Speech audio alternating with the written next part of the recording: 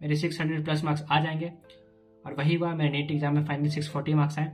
मैंने तुरंत घर जाके पापा को बताया कि पापा इस बार सिलेक्शन पक्का है, मेरे 600 प्लस मार्क्स आ जाएंगे। मेरे घर में सारे लोग खुश हुए। तो हेलो एवरीवन, यार बहुत हो गई अब स्ट्रैटेजी की बातें। मैंने बहुत स्ट्रैटेजी की बातें की है अपने पुराने वीडियोज़ में। तो मैंने सोचा क्यों ना मैं आपको ये बताऊं कि मेरा नीट का एग्ज़ाम डे स्टोरी क्या था। नीट के 3 हफ्ते पहले मैं क्या सोच रहा था, वो कैसा दिन गया मेरा, और नीट के एग्ज़ाम डे क्या हुआ। तो मैं ये सोच रहा था मैं कि इस टॉपिक पे मैं एक वीडियो बनाऊं। मैं अपना एक्सपीरियंस आप लोगों के साथ शेयर करना चाहता था कि आप लोग भी अगर मेरे से रिलेट कर पाओ तो इस वीडियो को आप लोग स्किप ना करें, आप लोग पूरा देखें, तो इससे आपको एक बेटर अंडरस्टैंडिंग मिल पाएगी। तो बिना किसी देरी का वीडियो में आगे बढ़ते हैं। तो यार आप लोग सब जानते हो कि हमारा नीट 2020 बैच था। हमारे टाइम में बहुत पोस्टपोनमेंट हुई थी। फर्स्ट पोस्टपोनमेंट हुआ था कि जो कि एग्जाम को मई से जुलाई की तरफ ले गया था। फिर सेकंड पोस्टपोनमेंट हुआ था, जुलाई से सितंबर की ओर ले गया था। नीट का एग्जाम था फाइनली 13 सितंबर को। और उस टाइम एक और पोस्टपोनमेंट का एक वेव आया था कि हमें लग रहा था कि पोस्टपोनमेंट हो जाएगा, 13 सितंबर से भी डेट आगे बढ़ जाएगी। बट ऐसा नहीं हुआ। मैं मना रहा था कि पोस्टपोन हो जाए, मुझे और टाइम मिलेगा सिलेबस को प्रिपरेशन करने का, बट ऐसा हुआ नहीं। तो फाइनल डेट 13 सितंबर को फिक्स हो गई। जो लोग मुझे पहले से फॉलो करते आ रहे हो, आप लोग देख रहे हो गए कि मेरे मॉक टेस्ट में मार्क्स उतने अच्छे नहीं आते थे। 500 तो मेरे लास्ट में आने लगे थे, 520 530, और मेरे आखिरी के 3 हफ्ते में 520 530 आने लगे थे। मैं सोचा कि एक गवर्नमेंट सीट पाने के लिए तो 600 प्लस लाने होंगे, बट मेरे 520 530 ही आ रहे हैं। मैंने एनडीए नीट का टेस्ट दिया था, मैंने एलएन का मॉक पेपर दिया था, ये सब टेस्ट पेपर मैं दे रहा था। फिर वो 3 हफ्ते यानी 21 दिन मैंने पूरे दिन पढ़ाई की। मैं सुबह 6 बजे उठता था, मैं रात को 11 बजे सोता था, 12 बजे सोता था। मैं सारे दिन पढ़ाई की और दोपहर में 1-2 घंटे का ब्रेक लेता था, बट मोर और लेस मैं सारे दिन पढ़ता रहता था। और इस 3 हफ्ते के टाइम में मैं क्या क्या करता था, जो टॉपिक मेरा वीक है उसे मैं दोपहर में पढ़ता था। जो टॉपिक में मुझे लगता है कि मुझे फिर से फ्रेश क्वेश्चन सॉल्व करने हैं उसे मैं दोपहर में करता था। और जो टॉपिक मेरा रिवीजन का है, जिससे लगता है मुझे जो रिवाइज करना है, जो मैंने ऑलरेडी पढ़ रखा है, मैंने most of the organic chemistry, inorganic chemistry और फिजिकल केमिस्ट्री पढ़ रखी थी। मेरा सिर्फ फिजिक्स बाकी था जिसको मैं दोपहर में करता था। मेरा मोस्ट ऑफ द बायोलॉजी और केमिस्ट्री जो है एनसीईआरटी वगैरह, क्वेश्चन आंसर वगैरह, वो मैं सुबह और शाम में करता था, और दोपहर में फिजिक्स करता था। और कभी कभार 3-4 दिन पे एक मॉक पेपर भी दे दिया करता। यार अभी कुछ दिन पहले ही मुझे मेरे कजन भाई ने फ़ोन किया था, जो कि एक स्कूल में पढ़ता है, और वो बोल रहा था कि भैया जेई नीट के प्रिपरेशन के लिए कोई एक कोचिंग का नाम बता दो। और पता है उसने किसका नाम लिया? फिजिक्स वाला विद्यापीठ का। आपने तो सुना ही होगा उनके पिछले साल का किस्सा। पिछले साल इन्होंने एडमिशन ओपन करके पूरा शोर मचा दिया, और जब बच्चों ने डिसाइड किया कि हमें एडमिशन लेना चाहिए तो इन्होंने बोल दिया कि सीट्स ही खाली नहीं है। समझ नहीं आ रहा है कि इस साल भी ऐसा होगा या नहीं, बट इस साल जैसा कि सुनने में आ रहा है कि इस साल का मामला बहुत हाईटेक है। Parents dashboard, student dashboard, 15 hours of doubt solving session, मतलब इतना कौन पढ़ाता है भाई? थोड़ा तो सांस लेने दो स्टूडेंट्स को। जो भी कहो, हिसाब किताब तो बहुत बढ़िया है। आप भी ज्वाइन कर सकते हो, रजिस्ट्रेशन ऑलरेडी स्टार्ट हो चुके हैं। 13 अप्रैल से बैच शुरू हो रहे हैं। और अगर आप भी 90% स्कॉलरशिप चाहते हो तो आप सैट का एग्जाम दे सकते हो। मैंने तो कजन को यही सजेस्ट किया है कि इतना अफोर्डेबल, इतना हाईटेक ऑफलाइन कोचिंग और कहाँ देखने को मिलेगा। तो इसीलिए जल्दी ज्वाइन कर लो और अपनी तैयारी शुरू करो, इससे पहले कि सीट्स फिल हो जाए। तो ये प्रिपरेशन मेरा चल रहा था 3 हफ्ते में। फिर जब 1 सितंबर आया तो मैं सुबह उठ के बैठा कि मैं मुझे क्या प्रिपरेशन करना चाहिए। फिर मुझे अभी भी याद है 1 या 2 सितंबर का डेट था, नीट के एग्जाम के 10 दिन पहले। तो उस दिन क्या हुआ, मैं सुबह neural control and coordination chapter है शायद एक एनसीईआरटी, जितना कि मुझे याद है, वो चैप्टर में पढ़ने के लिए बैठा। मैं देखा कि मुझे कुछ याद ही नहीं आ रहा। वो होता है ना, आंख बंद करके हम याद करने की कोशिश करते हैं फोटोग्राफिक मेमोरी की, वो पेज आपके मन में आता है या नहीं।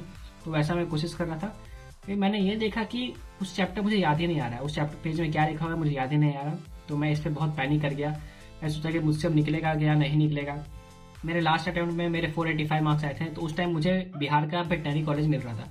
तो फिर मैं सर्च करने लगा कि इस बार भी मुझे वेटनरी कॉलेज मिलेगा या नहीं, वेटनरी कॉलेज का कितना कट ऑफ था। मैंने पूरे इंडिया के वेटनरी कॉलेज के सर्च कर डाले। उस टाइम मैंने वेटनरी स्टूडेंट्स के बहुत सारे ब्लॉग्स भी देख लिए, बहुत सारे वीडियोस भी देख लिए कि अब तो मुझे वेटनरी मिलेगा, तो मैं देख लेता हूँ कौन सा कॉलेज अच्छा है। आप देख सकते हो एक चैप्टर ने मेरा कैसे फोकस एमबीबीएस से वेटनरी पे ला दिया, क्योंकि लास्ट ईयर मुझे वेटनरी मिल रही थी जो कि मैंने नहीं ली थी। तो मैं सोचा कि इस बार मुझे वेटनरी मिलेगी, मुझे कुछ में याद नहीं आ रहा है, मैं सब कुछ बोल चुका हूँ। तो ये देखिए मैं पैनिक करने लगा, मेरा सर में ही बहुत तेज दर्द देने लगा। फिर क्या किया, वो दिन मैं पूरा सो गया। मैं सोचा अब मुझसे नहीं होगा। तो मैंने 2 तारीख एकदम नहीं पढ़ा, मुझे अभी भी याद है। 3 तारीख भी मैंने एकदम नहीं पढ़ा। तो मेरे भाई आके मेरे को बोलता है, क्या बात है भैया, अब नीट का एग्जाम अगले बार ही देना है क्या? तो मैं सोचा कि नहीं, अब तो पढ़ लेना चाहिए। अब लोगों को भी लग रहा है कि ये सीरियस नहीं है, नेक्स्ट टाइम पढ़ाई करेगा। तो मैं सोचा कि नहीं, अब पढ़ाई कर लेना चाहिए। तो फिर मैं 4 तारीख को पढ़ने के लिए बैठा। वही सारे अपने जो सारे क्वेश्चन पेपर हैं जो मैंने आपको बता रखा है, minor, major, unit test, LN का, वो सारा मैं लेके बैठा, सारा सॉल्व किया। फिर से मैं सोचा कि अब जो होना होगा होगा, बाकी सब भगवान भरोसे, मैं अपना काम करके एग्जाम देने जाऊंगा। तो मैं रहता था समस्तीपुर में, जो लास्ट जो लॉकडाउन हुआ था तो मैं अपने घर आ गया था, समस्तीपुर में मैं रहता था। और मेरा सेंटर था पटना में, पटना बिहार मेरा सेंटर था। और नीट एग्जाम था 13 सितंबर को नीट एग्जाम था। तो मैंने वही 10 दिन अपना जैसे तैसे अपना सिलेबस कंप्लीट किया। सच बताऊं तो मेरा पूरा सिलेबस कंप्लीट नहीं हुआ था, बट फिर भी अच्छे से मेरा सिलेबस कंप्लीट नहीं हुआ, फिर भी मेरे अच्छे मार्क्स आ गए, वो तो बात की बात है। मैं अभी अपनी स्टोरी कंटिन्यू करता हूँ। तो मेरे 13 सितंबर को मेरा नीट का पेपर था। 12 सितंबर की शाम को मैं चला गया पटना के लिए। और फिर मैं वहाँ, मेरे पापा के एक दोस्त है, मैं उनके घर में रुका। और फिर रात में तो मुझे बिल्कुल नींद नहीं आया। मैं रात में उठ के कुछ ना कोई बुक देख रहा हूँ। मैं कुछ बुक्स वगैरह लेके गया था, मैं बुक्स देख रहा हूँ, मैं अपने नोट्स देख रहा हूँ, थोड़ा जो मैंने नोट्स बनाई थी उसे मैं देख रहा हूँ। मुझे नींद बिल्कुल नहीं आई। फिर जैसे तैसे करके रात के 1 बजे मुझे नींद आई, जो कि नींद मेरे ऑलमोस्ट, मैं 4 बजे फिर उठ गया था। एग्जाम के रात बिल्कुल नींद नहीं आती, जो लोग एग्जाम पहले दे चुके हैं उन्हें ऑलरेडी पता होगा। 4 बजे मैं उठा, उससे 3 घंटे की नींद ली मैंने। सुबह उठा मैं, मतलब मैं सोच रहा था कि अब कितना पढ़ लूँ, जितना पढ़ लूँ, कहीं ये आ जाए कहीं वो आ जाए। मैं बुक वगैरह पलट रहा था। फिर उसके बाद मैं सुबह खाना खाया। मुझे अभी भी याद है कि मैंने 2 रोटी और सब्जी खाई थी बस, और दही खाया था। ये रोटी सब्जी दही खा के मैं एग्जाम देने गया था। और ये मैं आपको बताना भूल गया कि जब मैं बस से घर आ रहा था तो मैं बस पे भी मॉक पेपर सॉल्व कर रहा था। वो जो नहीं होता कोई मॉक पेपर की सिर्फ देख के ही आंसर बन जाए, जिसका सॉल्व करना ना पड़े। मैं आकाश का कोई मॉक पेपर मुझे कहीं से मिला था PDF, तो मैं वही सॉल्व कर रहा था कि कोई ना कोई कहीं यही आंसर, यही क्वेश्चन वैसा ही रिपीट हो जाए। यही सोच के मैं, देखो जब भी मैं क्वेश्चन सॉल्व करता हूँ मैं यही सोच के सॉल्व करता हूँ कि सेम क्वेश्चन अगर एग्जाम में रिपीट हो जाए तो मैं सॉल्व कर पाऊंगा या नहीं। यही सोच के मैं सारे क्वेश्चन सॉल्व करता हूँ। तो मैं सॉल्व कर रहा था।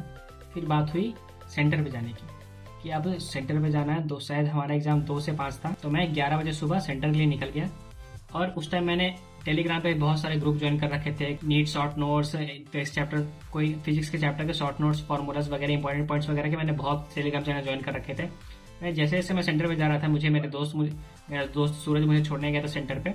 तो वहाँ पे मैं फ़ोन पे देख रहा था लास्ट रास्ते में कि क्या आ सकता है क्या नहीं आ सकता है। और वहाँ मैंने मॉडर्न फिजिक्स के जो क्वेश्चन मैंने देखे रास्ते में, ऑलमोस्ट वही क्वेश्चन आया, जिससे मैं बहुत खुश हूँ। मेरा फिजिक्स में 162 मार्क्स आया नीट 2020 एग्जाम में। फिर मैं क्या किया, रास्ते भर ही देखा। फिर सेंटर पे पहुंचने के बाद मैंने बिल्कुल कुछ नहीं देखा। मैंने अपना दिमाग को बिल्कुल शांत कर लिया। मैंने कोई भी नई चीज सेंटर पे नहीं देखा। मैं मन में सोच रहा था कि अगर मैं ये सोचूं कि मेरा वो छूट गया, मैं याद करने की भी कोशिश नहीं कर रहा था कि अगर मैंने कुछ याद करने की कोशिश की, अगर मुझे वो याद नहीं आया सेंटर के सामने, तो मेरा पूरा कॉन्फिडेंस जाने वाला था। इसलिए मैंने कोई भी सब्जेक्ट, कोई भी टॉपिक मन में रिवाइज नहीं किया। ऐसा थोड़ी होता है कि जो मुझे नहीं याद है वही एग्जाम में आ जाए।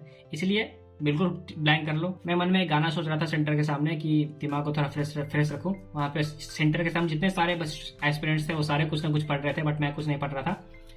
फिर ऐसे कैसे मैं सेंटर पे एग्जाम देने गया। 2 से 5 सबसे कीमती 3 घंटे।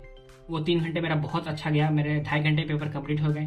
2.5 घंटे मैंने पेपर कैसे कंप्लीट किया वो मैं किसी नेक्स्ट वीडियो में बताऊंगा। तो 2.5 घंटे मेरे पेपर कंप्लीट हुए। और उस 2.5 घंटे में पेपर कंप्लीट करने के बाद मुझे लग गया कि मेरा सिलेक्शन हो जाएगा, मेरे 600 प्लस मार्क्स आ जाएंगे। वो खुद से एक फीलिंग आ जाती है, मेरे 600 प्लस मार्क्स आ जाएंगे। और वही हुआ, मेरे नीट एग्जाम में फाइनली 640 मार्क्स आए। मैंने तुरंत घर जाके पापा को बताया कि पापा इस बार सिलेक्शन पक्का है, मेरे 600 प्लस मार्क्स आ जाएंगे। मेरे घर में सारे लोग खुश हुए। और इसी के साथ मेरा नीट एग्जाम स्टोरी खत्म होता है। तो मैं ये बताना चाहता हूँ कि जो लोग अभी देख रहे हो, जिनके 520 530 मार्क्स आ रहे हैं, आप बिल्कुल कर सकते हो। बस खुद पे भरोसा रखो, बस मेहनत करते रहो। देखो नीट का रिजल्ट आपके हाथ में नहीं है, आपके हाथ में सिर्फ आपकी मेहनत है। तो क्यों ना उसे इतने अच्छे से किया जाए कि नीट में सिलेक्शन से आपको कोई नहीं रोक सकता है। वो कहते हैं ना, कर्म किए जा, फल की चिंता मत कर। इसी के साथ मैं इस वीडियो को खत्म करना चाहूंगा। अगर आपको कोई भी डाउट हो तो आप इस वीडियो कमेंट सेक्शन में कमेंट कर सकते हो। मैं आपको आंसर करने की कोशिश करूंगा। तो मिलते हैं नेक्स्ट वीडियो में, तब तक के लिए बाय बाय।